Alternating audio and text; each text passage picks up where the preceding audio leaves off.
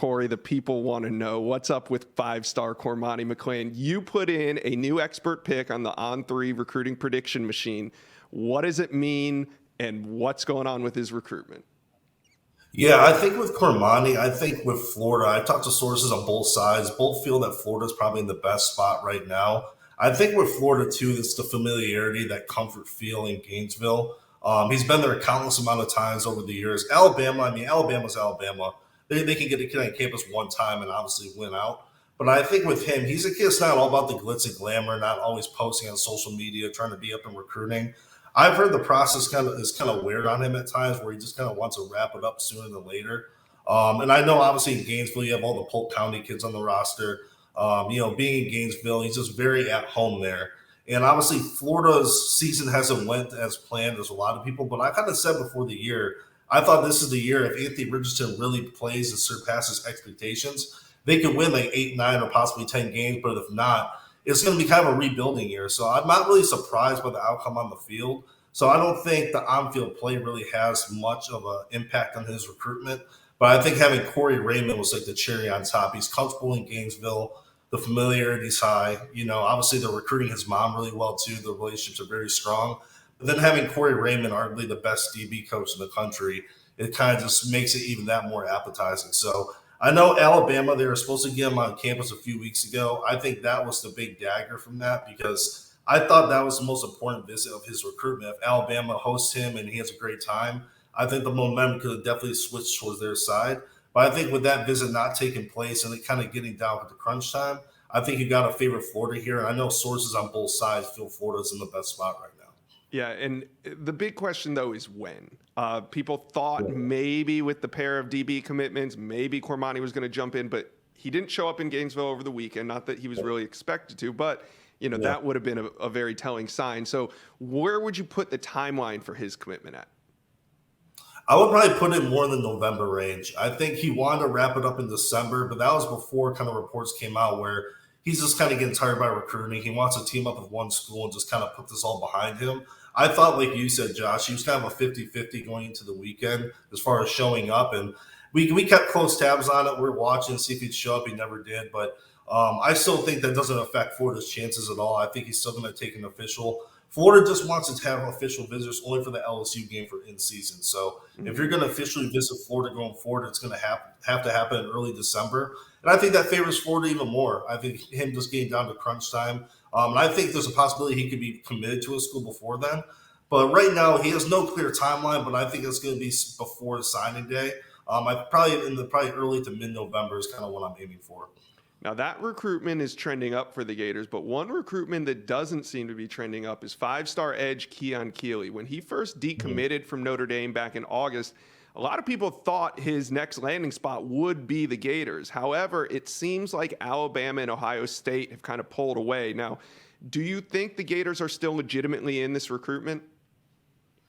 They're still in it, but I definitely think they're a solid number 3. I think even before he decommitted from Notre Dame, Alabama was kind of like the school kind of trending, in the back channels a little bit. And then, he wanted to officially visit for the Kentucky game. And it kind of goes back to this staff where Florida, there's some people that have the opinion, hey, it's Keeley. You change your plans for a kid that's ranked that high. If he wants to officially visit for the Kentucky game, which was kind of the initial hope, hey, you just let him officially visit. But they kind of made it like an official visit, though. He stayed for 2 days. And I think for Florida right now, him not coming back for this game, for the LSU game, I think that I'm not going to kind of say put the nail in the coffin, but really solidified Florida as that third school. Ohio State got him on campus twice in September, including for an official. Alabama's done a great job from the jump with him. So unless he takes a last-minute visit to Florida, which his mother's told me they've seen everything they've wanted to see in Florida, and obviously some people might take that as a good sign, but for me, that's kind of almost shutting the door unofficially as far as where Florida sits. He loves Florida as a kid. There's a lot of familiarity in Gainesville, but I think Keeley's done a good job of kind of attacking this process like with a business-like mindset. And he's really kind of looking at where can I get produced, where can I get to the NFL, and who can produce me the best. And with a new staff like this, there's still kind of some writing on the wall there as far as if you're looking at it from that standpoint. Alabama with the Will Andersons of the world, Dallas Turner, everyone knows what Ohio State does. So I think it's just a little bit more more concrete as far as the long-term plans of those schools right now. So I think it's Alabama 1, Ohio State 2, and Florida 3. That's the way I kind of look at it right now.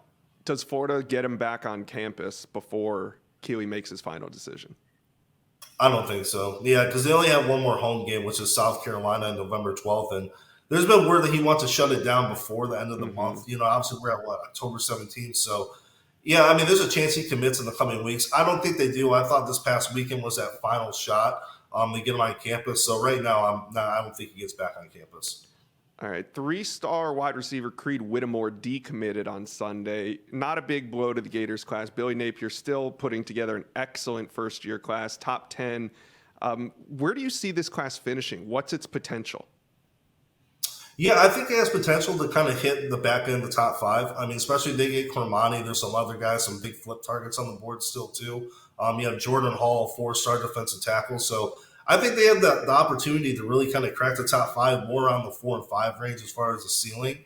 But like you said, with Creed Whitmore, they didn't move down the rankings after that. Florida's class altogether. I think even with that move, I still think Florida has arguably the best wide receiver class in the country, give or take, depending on when you look at all the commitment lists. And I think with him, Florida wasn't surprised by this decision. They kind of saw the writing on the wall from what I was told. They're really high in Eugene Wilson in our area of Tampa. They really like him in the slot. Aiden Mizell is another big name, and there's a chance they might even go after Jerron Hamilton, who is Whitmore's teammate, which is kind of awkward, right? That's a kid they've kind of been recruiting on the back end and hasn't got re-offered yet, but that's a kid I can see them offering and kind of make that 5th receiver in the class. So it wasn't too big of a blow. I think he's actually overlooked a little bit. I think he's a really good player, Creed Whitmore, and we kind of received word yesterday that Mississippi State was a school to kind of keep an eye on. UCF too, but now he's teamed up with the Bulldogs, so good for him. And I think for both parties, it was like I said, it was almost a good decision for both parties. Yeah, Florida has an excellent wide receiver class, and if they can add Cormani, one of the best DB classes as well in the country, does their on-field results matter at all? Now they're a 3-loss team right now, but coming up, you got Georgia and Texas A&M. Are recruits just going to give Billy a pass because this is his first full year, or do results matter at some point?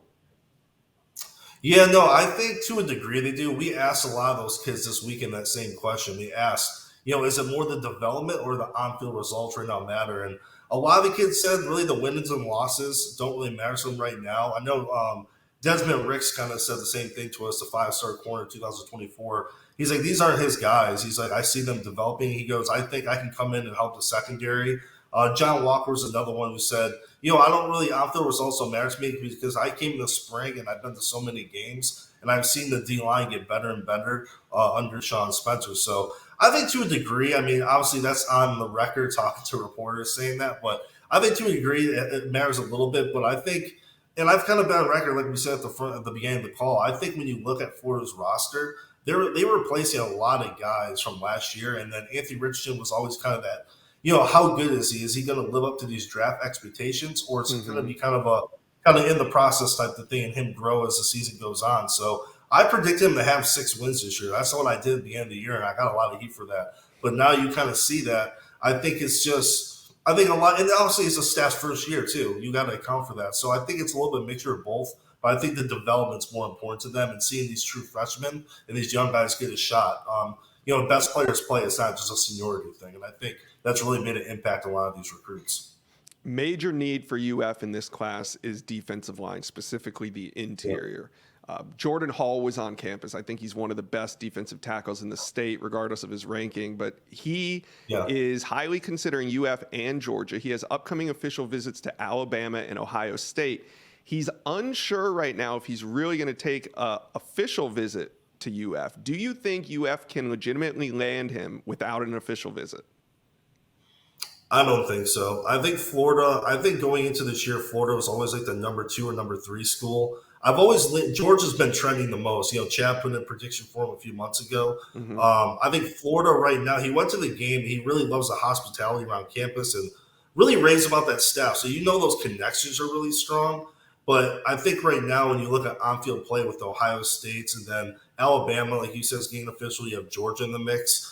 I think they have to kind of get him on campus in early December, and that's still a possibility. He said, I would rather take one in December, and that favors Florida, but he didn't say for sure if Florida was going to get one. So he said, I think they're still in the running to get one. And I think that kind of showed where Florida is with them. I think they're probably the number 3 school on this list. I think Georgia's 1.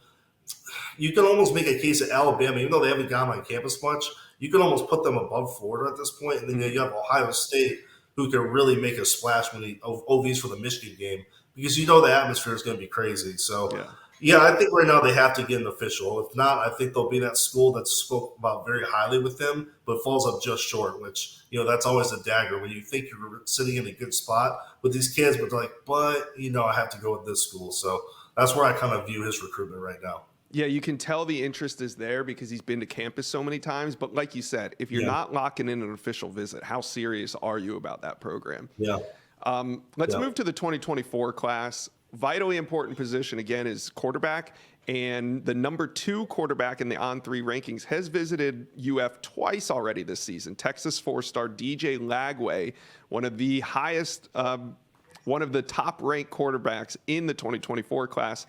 What's going on with his recruitment? Has Florida kind of made him their guy in next year's class at quarterback? Yeah, so that's their top target at quarterback, one of the top targets overall. And yeah, I think Florida's doing all the right things, man. Every time he goes to Gainesville, he raves about his time. The staff is really pushing all the right buttons with him and his family. He likes Anthony Richardson, the way he bounces back and kind of, battles through adversity. I think there's some similarities when you look at their skill set as well. 2 big quarterbacks who can really pick up yards with their legs as well. So I think with him, he's another kid that's very educated when it comes to attacking the recruiting process. He wants to take all of his officials in April, and then he wants to commit early so he can kind of join a class and try to build an elite 2024 class, be the face of that class. And, I think right now, just off, they always say track the visits. Texas A&M is obviously the in-state school. They've gone on campus a lot. Although they've struggled on the field, I think you can't really look at that, especially from his position. He might say, hey, I might be the missing piece. I can come turn this thing around. So I think right now it's Texas A&M, Florida. You got Clemson, LSU in there as well. I think Florida's just asking for my opinion, I think Florida's number 2 on his list. I think it's A&M, then Florida, and then Clemson, LSU. Maybe those are the other schools right behind them. But it's going to be close. Florida's fan base is super invested in this kid. If you go by the fraternity houses on campus, they have big posters with his name on it, and he sees that too. His family's been like, wow, they're blown away by that. So he's the prize jewel in that class that Florida's going all in for. So I think Florida's right there, though. I think they're going to get an official in the spring. If I'm a betting man, they're probably going to get him on campus, in the winter, early next year too. So I think with Florida, they just have to keep doing what they're doing. They know he sees himself as a major need in that class too. So we'll see how it plays out. But Florida's right there at the top. They're in a good spot with DJ. Yeah, getting them on campus, 2 unofficial visits already this fall. They're doing their thing with them. Before I let you go, let's play a quick game of stick or flip. I'm going to ask you about a couple guys that are committed either to the Gators or elsewhere. You tell me if you think they're going to stick or if they're going to flip. All right, let's go. Okay. 4-star defensive lineman John Walker, committed to UCF. He's been on campus a couple times. Stick or flip? Flip. Oh, big one. All right. Yeah, I think flip. Yeah. 4-star offensive lineman Roderick Kearney, committed to FSU. He was on an official visit to FSU this weekend, but stick or flip? Stick, and I'm going to say this too. I think early on, Florida was in a good spot. They still are. They're in a good spot. They're pressing hard. But I think him getting on campus this weekend and FSU in recent weeks and the way FSU season's playing out, you can slowly start that. You can see it starting to shift back towards the Seminoles a little bit. So I'm going to say, I know a lot of Florida fans don't want to hear that, but I'm going to go with stick for sure. Okay. 4-star defensive lineman out of the state of Alabama, Kelby Collins, committed to UF. Stick or flip? Stick. Okay. 5-star running back, Cedric Baxter, committed to Texas. Stick or flip? I think he's going to stick with Texas, man. I think it's going to be close. He's going to take visits, but I think all in all, he's going to stick with Texas. Yeah, he was at FSU over the weekend. I know UF is also a team that's trying to keep him in state, but Texas has his commitment and is holding on tight to him, so we'll see on that one. 4-star defensive lineman Xavier McLeod, who's committed to South Carolina. He was at UF this weekend. Stick or flip? Stick. I think it's going to be close. He's going to take his visits, but he's a South Carolina kid, and I think that familiarity is going to win out, and he's going to stick. That's a position of need for the Gators. We'll see what happens there. And then lastly, 5-star running back Richard Young out of the state of Florida. He's committed to Alabama. He was in the Swamp on Saturday. Stick or flip? Stick. He's going to stick with the Crimson Tide. All right, Corey. Thanks for joining us on the Inside Scoop. Had a lot of fun. Yep. Thank you for watching. Make sure you smash that subscribe button for me. And remember to check out all the videos on the On3 YouTube page.